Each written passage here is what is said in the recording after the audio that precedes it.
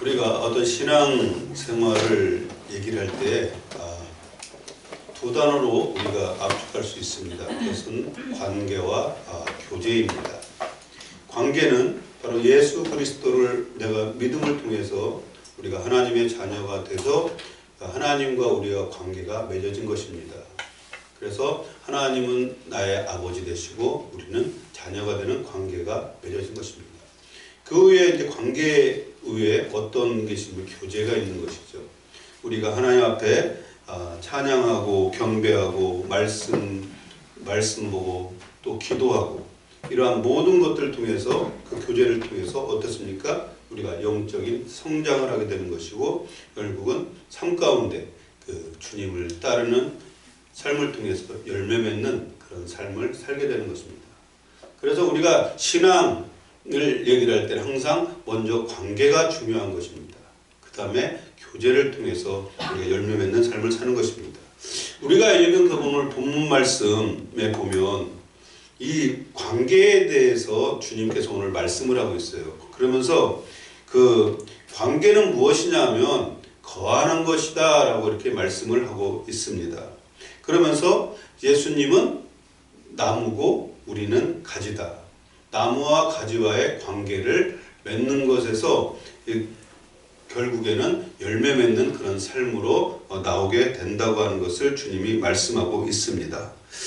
결론적으로 말한다면 주님은 거한다는 것은 가지가 나무에 붙어 있음을 통해서 하나 되고 연합되어 연합이 이루어질 때 주님 안에 거한다는 것은 바로 그 온전한 주님과의 하나 되는 그런 연합을 의미하고 그것을 통해서 함께 사는 것을 말할 수 있습니다. 주님 안에 거한다는 것은 우리가 거룩한 성품과 인격을 닮아서 그리스도를 본받아서 그리스도의 소유가 되는 것입니다. 우리가 보면 나무가 있으면 그 가지가 있습니다. 근데 가지는 그 나무의 소유인 것이죠. 나무에 붙어 있는 것입니다. 그렇기 때문에 나무에서 가지가 떨어지면 그 생존할 수 없고 죽을 수밖에 없다고 하는 것을 오늘 말씀을 통해서 우리에게 가르쳐주고 있습니다.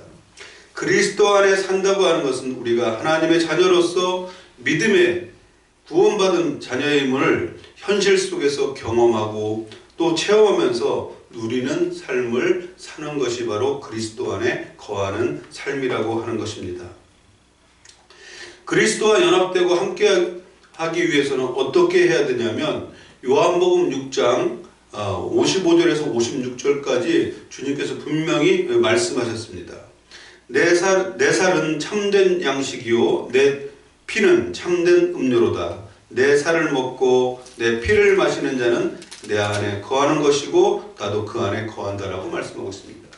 그러면 거한다고 하는 것은 그 온전한 연합인데 그것을 위해서 예수님께서는 우리에게 자신의 몸과 피를 다 주셨다는 것이죠.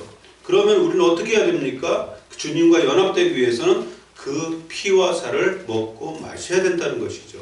그럴 때 하나 되는 것이고 연합되어지는 것이고 그래서 내가 주님 안에 거하게 되는 것이고 주님이 내 안에 거하게 된다라고 하는 것을 우리에게 말씀해 주고 있습니다. 그리스도와 온전한 연합을 위해서는 그리스도의 살과 피를 먹고 마셔야 하는 것입니다. 그리스도 안에 거하는 사람은 그리스도의 생명이 그의 안에 있음을 통해서 영원한 생명의 삶을 살게 되는 것입니다. 왜냐하면 주님은 생명이시기 때문에 그렇습니다. 우리가 그 육신적으로 살아있다고 해서 그것이 사는 것이 아니라 진정한 생명은 어디 있냐면 바로 예수 그리스도와 연합되어질 때 영원한 영생의 삶을 우리가 살게 되는 것입니다. 그리스도 안에 거하는 사람은 생명으로 사는 것입니다.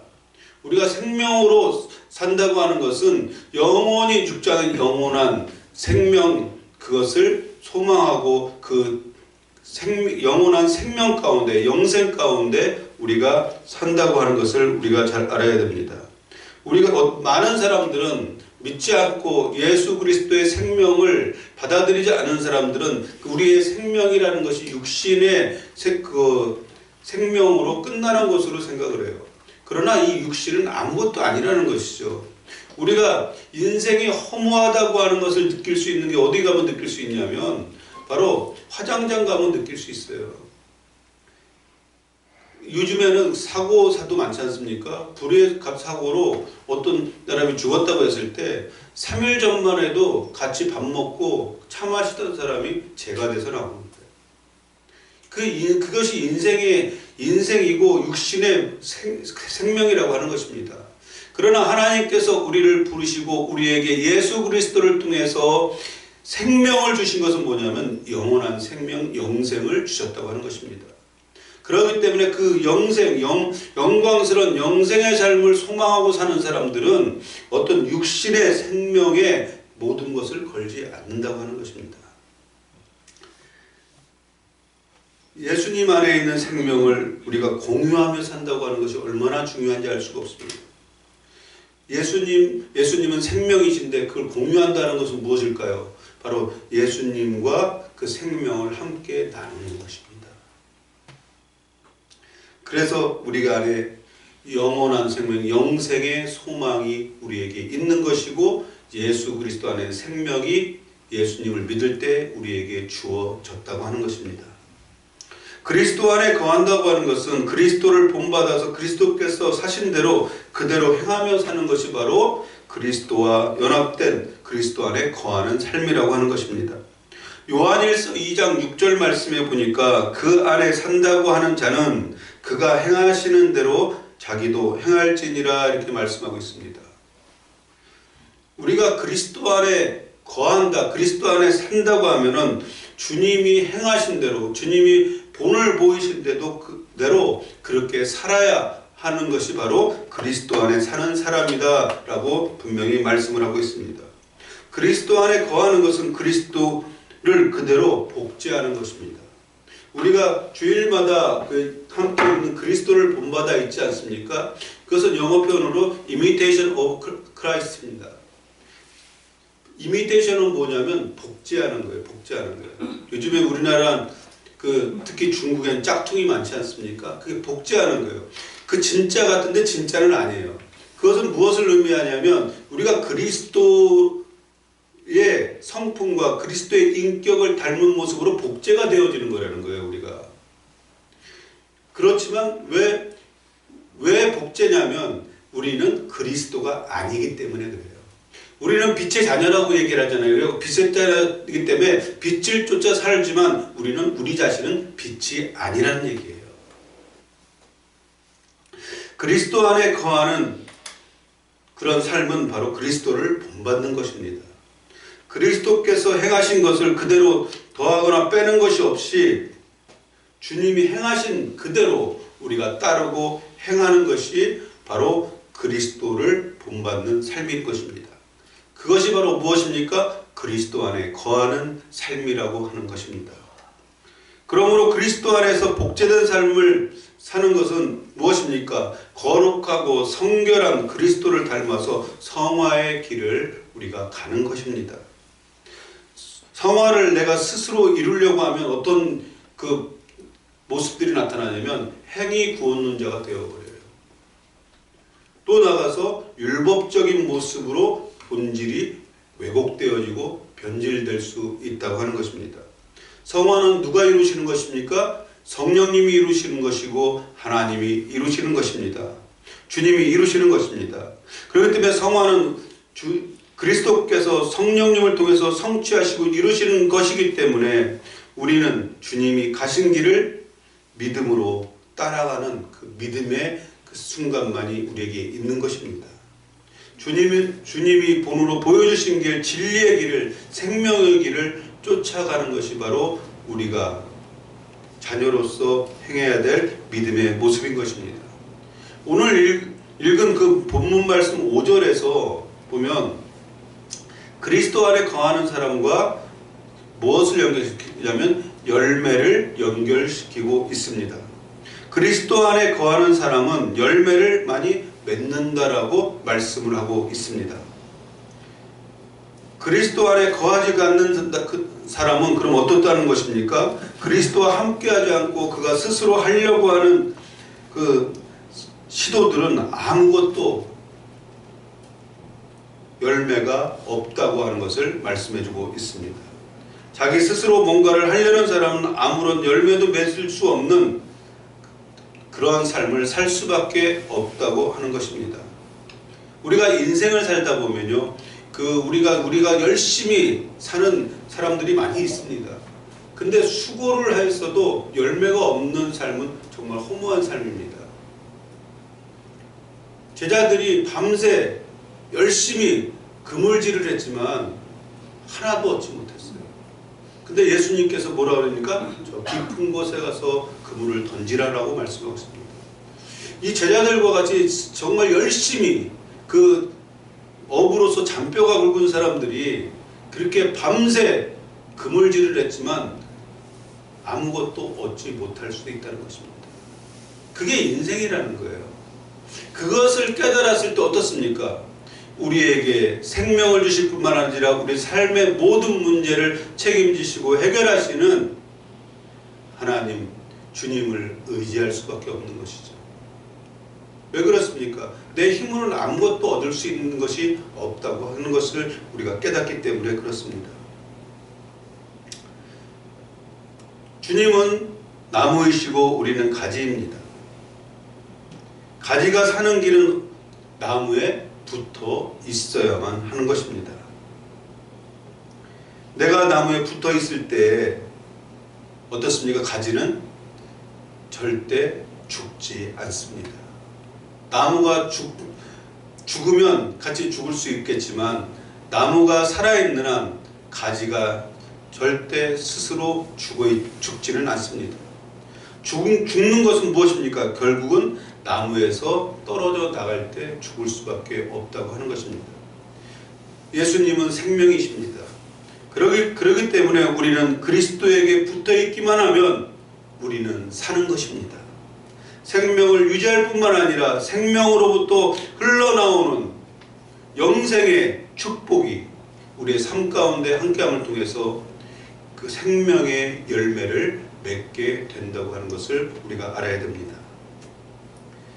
예레미야서 17장 7절에서 8절까지 말씀해 보면 여호와를 의지하며 여호와를 의뢰하는 그 사람은 복을 받을 것이라.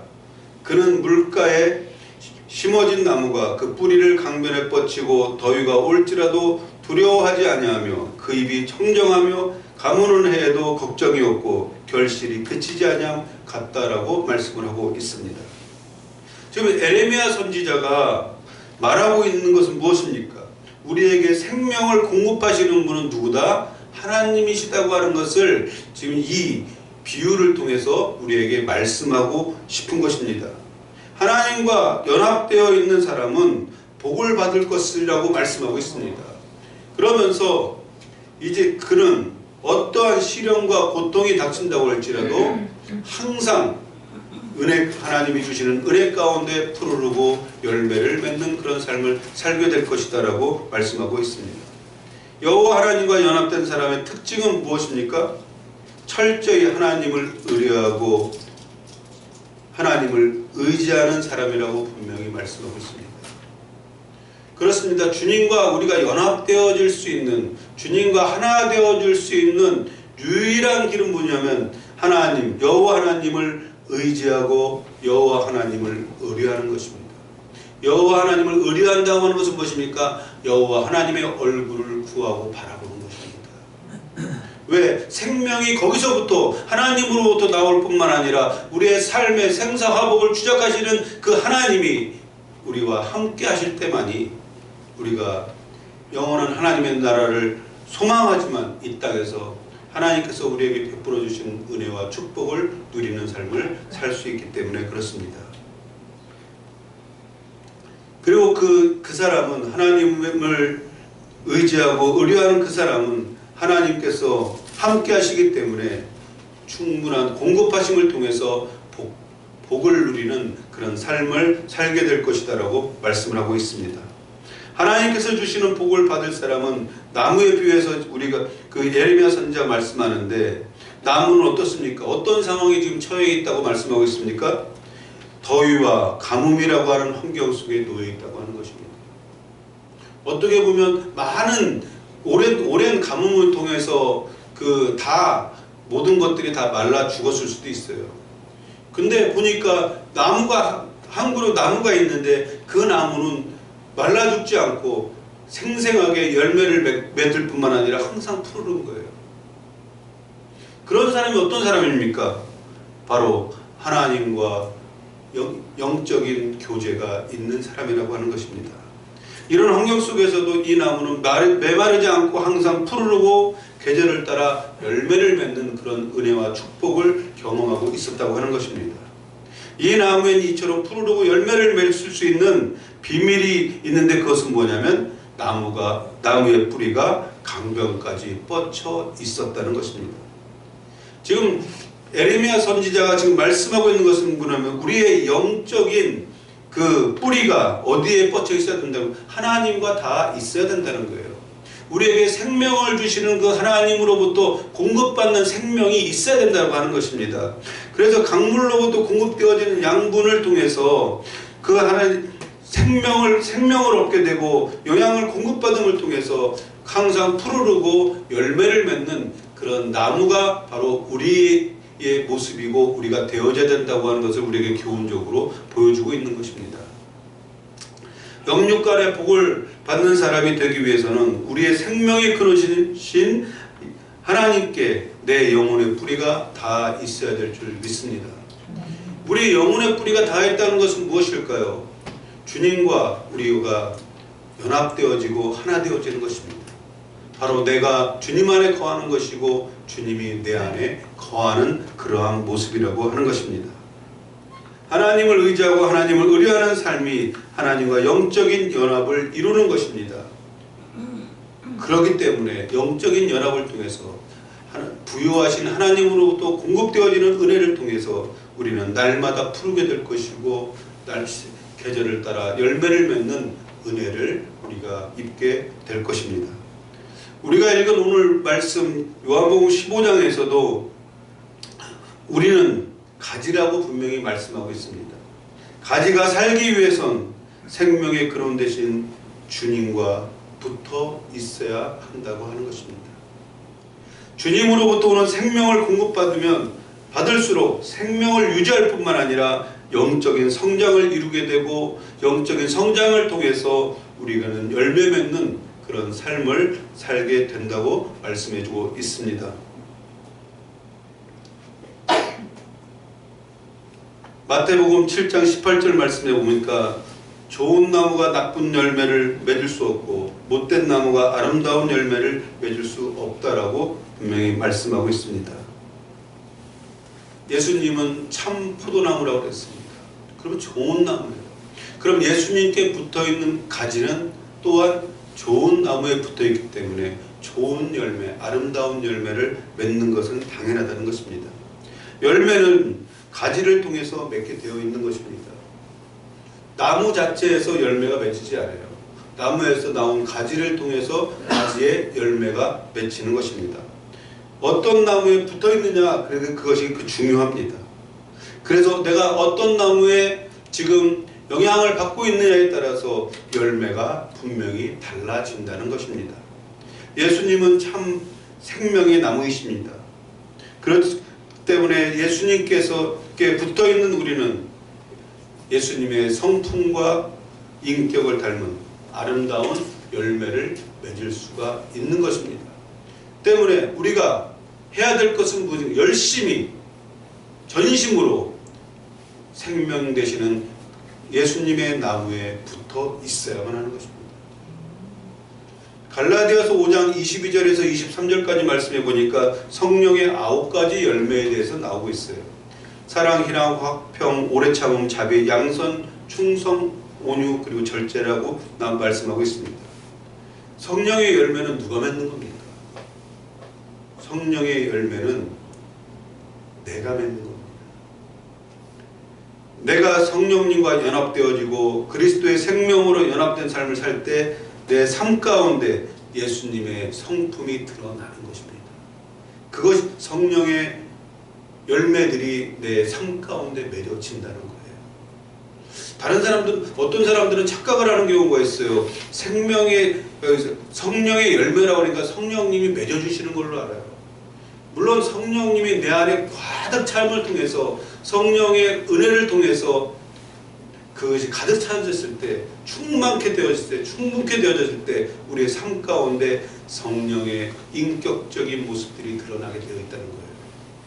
그렇기 때문에 그 근본은, 열매를 맺는 근본은 바로 우리 안에 계신 성령님이지만, 열매가 드러나는 것은 우리의 삶을 통해서 드러난다고 하는 것입니다.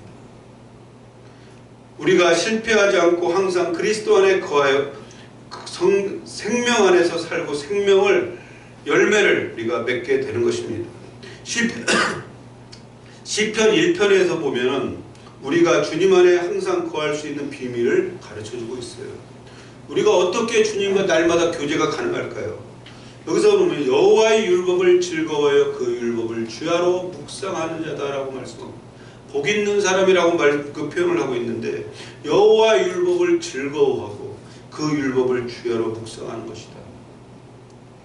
이 말씀, 하나님의 말씀을 항상 기뻐하는 거예요. 하나님의 말씀을 대하는 것이 너무나 기쁜 거예요. 그게 어떤 것들이 우리가 좋고 어떤 그것이 하는 것이 즐거우면 어떻습니까? 다른 것은 별로 관심이 없는 거예요. 오직 거기에만 관심이 있는 거예요. 그리고 여호와의 율법을 주야로 묵상한다는 거예요. 날마다 주님께서 주시는 그 말씀을 묵상하는 거예요. 주님이 지금 이 순간에 말씀하시는 이것이 정말 나에게 어떤 의미로 나에게 주시는 것인가를 날마다 묵상하는 것입니다. 우리가 말씀을 즐거워하고 말씀을 묵상하는 그런 삶을 통해서 교제가 이루어지는데, 그것을 통해서 무엇입니까? 하나님이 우리에게 원하시는 것들을 베풀어 주시길 원하는데 무엇으로 나타날까요? 그것은 순종함으로 나타나게 되어 있습니다. 우리가 많은 사람들이 성경을 많이 안다고 해요. 내가 영국에서 그 사역 갈 때 어떤 탈북자한테로 자기는 성경을 백독했다고 그래요. 근데 사는 모습이 전혀 성경적이지 않은 거예요. 여러분, 우리가 하나님 앞에서 성경 말씀, 이 진리의 말씀을 배우고 진리의 말씀을 아는 이유가 무엇입니까? 그 말씀을 깨닫는 것으로 끝나버리면 아무것도 우리에게 열매가 없어요. 그 열매로 나타나기 위해서는 무엇이 필요합니까? 우리의 헌신과 순종이 필요하다는 거예요. 그럴 때 열매 맺는 그런 삶을 살게 되는 것입니다. 말씀을 통해 주님과 온전한 연합을 이룰 때 하나님께서 약속하신 복이 우리의 삶의 현실에서 드러나게 되어지는 것입니다. 하나님이 약속하신 시편 1편에서 약속하신 것은 무엇입니까? 1편 3절에 보니까 그는 시냇가에 심은 나무가 철을 따라 열매를 맺으며 그 잎사귀가 마르지 아니한 같으니 그가 하는 모든 일이 다 형통하리로다, 이렇게 말씀하고 있습니다. 철을 따라 열매를 맺는다고 했어요. 이것은 무엇이냐면 우리의 필요한 때마다 공급하시는 하나님의 은혜를 경험하게 될 것이라는 거예요. 그리고 이 형통을 이제 모든 일이 다 형통할 것이다 라고 말씀을 하고 있는데, 어떤 사람들은 이 형통이라는 것을 오해해서 만사형통으로 생각을 해요. 하나님이 원하시고 기뻐하시는 뜻 안에서 우리의 삶이 거룩하고 복된 삶으로 인도함을 받을 때 그게 형통한 것입니다. 하나님이 전혀 원하지도 않는데 내가 원하는 것을 이루기 위해서 그것이 하나님께서 주시는 복이라고 생각하는 것은 어리석은 것이라는 거예요. 하나님께서 우리에게 축복하실 때는 어떤 뜻이 있습니까? 하나님의 기쁘신 뜻이 그 안에 있다는 거예요. 주님 안에서 형통한 삶을 살기를 원하십니까? 두 분만 원하시는 것 같아요. 삶 속에서 날마다 역사하시고 도우시는 은혜를 공급받기를 원하시나요?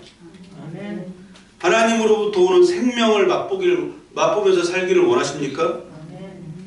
원한다면 생명의 근원이고 우리의 구원자이신 주님께 어떻게 해야 됩니까? 붙어 있어야 되는 것입니다. 날마다 주님을 의지하고 의뢰해야 하는 것입니다. 주님이 주시는 생명으로 충만할 것이고 영생의 축복을 우리가 누리게 될 것입니다. 주님이 바라고 원하는 것은 주님 안에 있는 참 생명, 영생을 주시기를 원하십니다. 그래서 주님은 스스로 이 땅에 오셔서 죽으신 것입니다. 하늘의 신령한 복을 우리를 통해서, 열매를 통해서 우리에게 나타내시고 주기를 원하십니다. 예수님은 어떤 분입니까? 부유하신 분이에요. 하늘의 영광을 다 소유하신 부유하신, 그러나 부유하신 분으로서 낮아졌어요. 가난하게 됐어요. 왜 가난하게 됐다고 말씀하고 있습니까? 우리를 부욕해 하기 위해서. 이 부유는 그냥 육신적으로 우리가 잘 먹고 잘 사는 부유가 아닙니다. 이 부유는 무엇일까요? 예수님이 부유하신 분으로서 우리를 부욕하게 하신다고 하는데 영원한 하나님의 나라를 우리에게 주시겠다는 얘기예요. 그래서 그분이 가난하게 됐다고 말씀하고 있는 것입니다. 우리가 가지이고 주님은 나무입니다. 가지가 사는 길은 생명 되시는 주님의 나무에 우리 끊임없이 붙어 있어야만 합니다. 말씀과 기도로 날마다 주님과 교제하고 주님 안에 있는 생명을 공급받는 생명의 삶을 여러분이 사시길 주의 이름으로 축복합니다. 우리가 지금 이 세상 살아가는 것이 마지막 시대예요. 요즘에 교회를 다니지 않는 사람들도 마지막 시대라고 얘기를 합니다. 곧 이 세상이 망할 거라는 거예요. 돌아가는 것들이 너무나 그렇습니다. 이 동성애라고 하는 것은 성경에 보면 망하는 지름길이에요. 근데 전 세계적으로 어떻습니까? 이제 거의 합법화되고 있어요. 동성 결혼 다 합법화되고 있어요. 우리나라도 이제 더 많이 그렇게 될 겁니다. 영국에서는 그런 일이 있었잖아요. 동성애자가 결혼하는데 케이크를 만들어 달라고 그런 거예요. 저기서 제과점에 와서. 근데 제과점 주인은 크리스찬이에요. 그리고 동성애자인 걸 알고 거부했어요. 나는 당신들에게 케이크를 만들어 줄 수 없다. 근데 어떻게 됐을까요? 법적인 제재를 받았어요. 지금 마지막 시대에 살고 있습니다. 악한 원수는 이 정치, 경제, 사회, 문화 모든 것을 통해서 어떻게 하려고 합니까? 우리를 나무에서 떨어뜨려 놓으려고 하는 거예요. 생명을 공급받지 못하도록 우리의 관심과 생각들을 다른 곳으로 자꾸 유도하는 거예요. 생명이신 주님으로부터 우리를 분리시키고 제거하려고 합니다. 악한 원수가 그것만 해버리면 그냥 가만히 있어도 돼요. 그냥 나무에서 떨어진 가지는 어떻게 될까요? 그냥 죽는 거예요. 그냥 가만 놔둬도 죽는 거예요. 왜? 계속해서 생명을 공급받지 못하니까. 지금 그런 시대에 살고 있음을 우리가 인식하고 있어야 됩니다. 우리가 온전히 주님과 연합해서 주님으로부터 날마다 순간순간마다 그 영적인 은혜를 공급받지 못하면 우리는 죽을 수밖에 없다는 거예요. 조금만 방심하면 언제든지 가지는 나무에서 떨어지고 맙니다. 생명으로부터 떨어진 버림받은 가지는 어떻게 될까요? 보하다가 불에 사라지는 거예요. 하나님의 심판이 기다리고 있다는 것입니다. 마지막 때에는 우리는 생명 되신 주님께 어떻게 해야 될까요? 결사적으로 붙어 있어야 돼요. 생명을 걸고 붙어 있어야 돼요. 목숨을 걸고 붙어 있어야 됩니다. 그래야 사는 것입니다. 목숨을 걸고 주님을 붙잡아야 우리가 살 수가 있어요. 우리가 하나님 앞에 믿음의 길을 가고 신앙의 길을 갈 때 우리가 너무 아니라고 나태합니다. 정말 생명을 걸고 목숨을 걸고 생명 되시는 주님 그 나무에 붙어 있으려고 우리가 하냐는 거예요. 그런 수고와 노력이 없다고 하면 언제든지 우리는 나무에서 떨어지게 될 것이고 곧 말라 죽어버리게 될 거예요. 왜? 끊임없이 생명을 공급받지 못하기 때문에 그렇습니다. 나무에서 떨어지고 잘라져 나가는 순간 우리는 죽게 됩니다. 가지가 나무에서 떨어지면 바로 죽지는 않아요. 조금은 견디는 것 같아요. 그러나 서서히 말라 죽습니다. 여기 이제 원래 오시다 보면 이제 그 여러 화분들이 많잖아요. 근데 하나를 좀 너무 커서 잘라가지고 그냥 꽂아놨어요. 근데 살아있는 것 같은데 점점 더 말라 죽어가고 있더라고요. 왜냐하면